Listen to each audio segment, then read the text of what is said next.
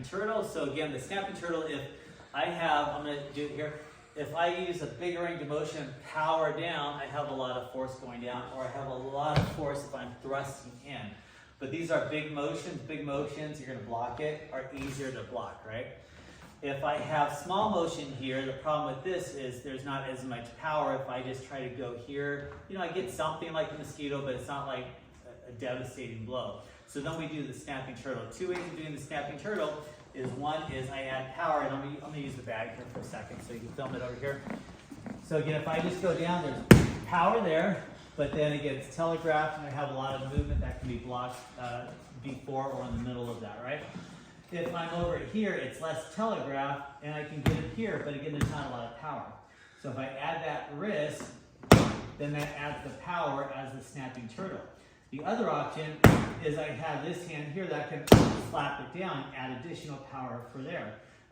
Also, I have my foot pattern, so as I move my foot in, there's power in that foot movement. So three ways of doing the snapping turtle. One is that, which is better than me going like that, right? And it's not as telegraphed as me going with the whole body weight like that. Movement two is I have my secondary hand to throw into the movement of the snapping turtle. And number three is I have my footwork that adds power because of my force synergistically going forward. So that's what we're doing over here. So I'm gonna have Xavier in motion here.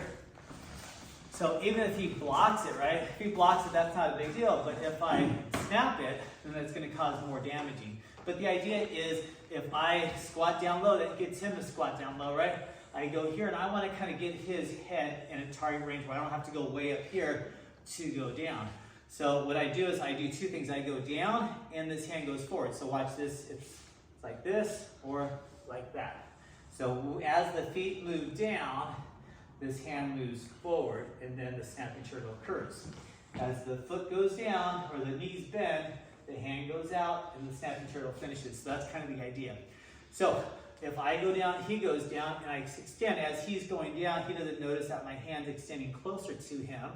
And I snap it, and I come back. And again, that blood and that gore is going to cause more of a deterrent to him and hopefully make him panic a little bit and think about what's all this in my eyes. If I switch lead, same thing.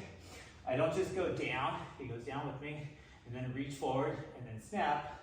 I go down, reach forward, and then the snaps all happen in one motion. So I'm just going to whack your biceps here just so you see it. You're still going to squat down with me. There it is. And you can kind of feel it, and that's a piece of plastic, rubber. So with the metal, it'd be a lot more detrimental. Or if he blocks it, that's still getting a lot of force onto his arm. And same thing, you'll practice on the backside, right? Even if he doesn't squat down, he may be a shorter person than me. I might be taller. I might just have to go just like that. You can kind of hear that and feel that. It's still pretty deadly. Go here, go here, go here. If they're bent over in a fight, it's great because I can go and just kind of chop it off like I'm axing the necks. All right, practice that.